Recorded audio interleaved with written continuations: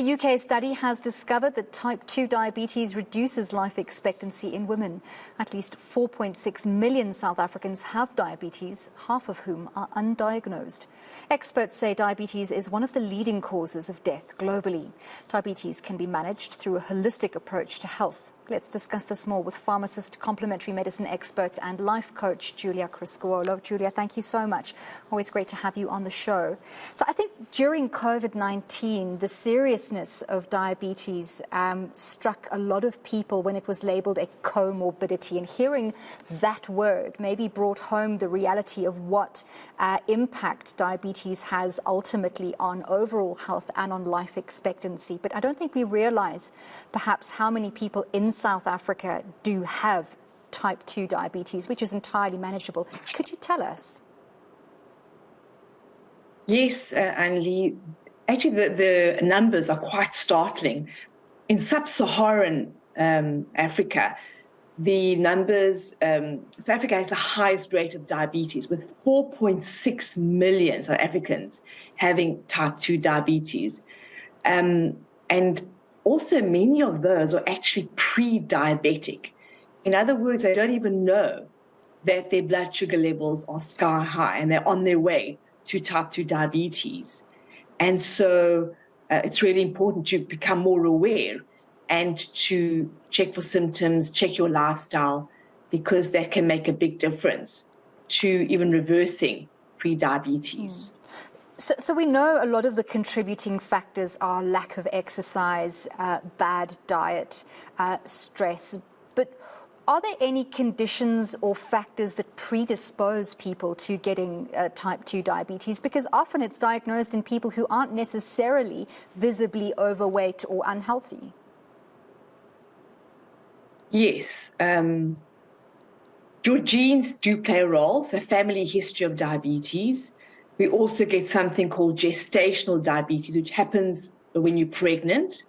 But lifestyle, what you eat, how much you move your body, how active you are, plays a huge role in terms of type 2 diabetes. So there are certain diseases that can also impact on the pancreas, like, for example, cystic fibrosis, that can affect the pancreas, and hormonal diseases like Cushing's syndrome. But a big part of the predisposition is definitely lifestyle, especially in terms of type 2 diabetes. Is type 2 diabetes entirely reversible? And when should people start testing?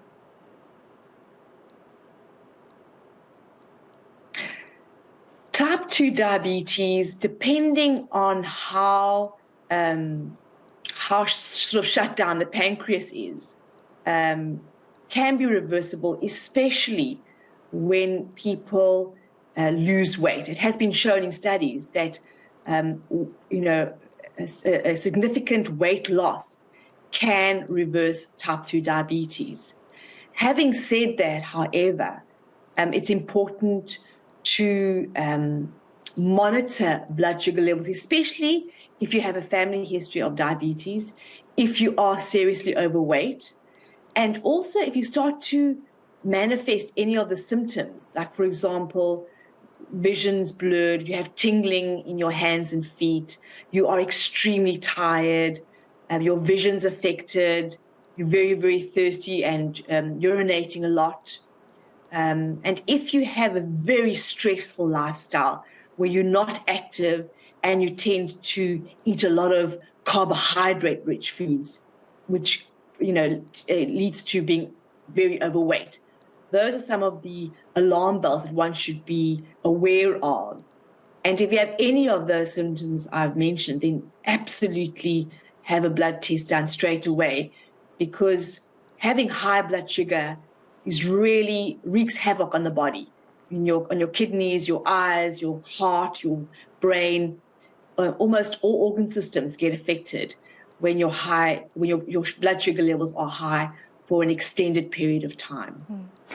Giulia, perhaps some older generations used to refer to diabetes as sugar diabetes. In Afrikaans, it's referred to as suikerziekte. But it's not really about just sugar, is it? I mean, you mentioned carbohydrates. So why is there this perception that you get diabetes if you eat a lot of sugar? Well, ultimately, only all carbohydrates get broken down to glucose. All carbohydrates, whether it's mealie meal, potatoes, rice, bread, they all get broken down into glucose, which is the building blocks of sugar, of all carbohydrates. So it's those kind of foods that one needs to be aware of. If you have type 2 diabetes, it's really important to have more good quality protein, nuts and seeds, and green vegetables, and to minimize your carbohydrate. Not to cut them out completely, but to minimize it, and definitely to cut out sugar, fizzy cold drinks, chocolate, sweets, pastries. Those should definitely not be part of your daily nutritional intake. Let's just talk about the impact of diabetes, type 2 diabetes, on life expectancy, and perhaps also its prevalence in women. Yes, and this study, which you mentioned in the beginning, definitely showed, and they actually studied 12,000 women over a 10-year period, and they actually showed that women with type 2 diabetes may live 5 years less than the average, and also their life expectancy is decreased by more than 8 years if they had type 2 diabetes. And the study also showed that smoking, when you are diabetic, type 2 diabetic, also diminishes your life expectancy. So it has a radical impact on how long you're actually going to live. But the good news is, as we've said, you can do so much about it. If you change your lifestyle, change your diet, move your body, manage your stress levels, and take good quality supplements like Marcosora spirulina, which has been shown to actually lower blood sugar levels. These all can help so much in preventing all the chronic symptoms that come out when you have type 2 diabetes. It really is very manageable, especially if you are really committed to looking at your lifestyle and diet. Giulia, the unfortunate reality for many South Africans who are poverty-stricken is that staple foods are often carbohydrate-rich. And these people have very little access to recreational exercise, for instance, to be able to lose that kind of weight, or to perhaps even change their diet to include more vegetables, nuts. Those kind of things are often also within the higher price bracket. So what do South Africans need to be aware of in terms of the socioeconomic dynamics at play with type 2 diabetes? Yes, and thank you for bringing up that point. I really had a close look at it because I often get asked this question. And really, when you look at it, it's about buying foods that are in season. For example, if you look at something like cabbage, it's not an incredibly expensive food. It's readily available. It's a green vegetable, so it doesn't have a high carbohydrate content. And also your legumes, your dried beans, split peas, lentils. These are also really affordable and can be a food group that is really good for somebody who has type 2 diabetes.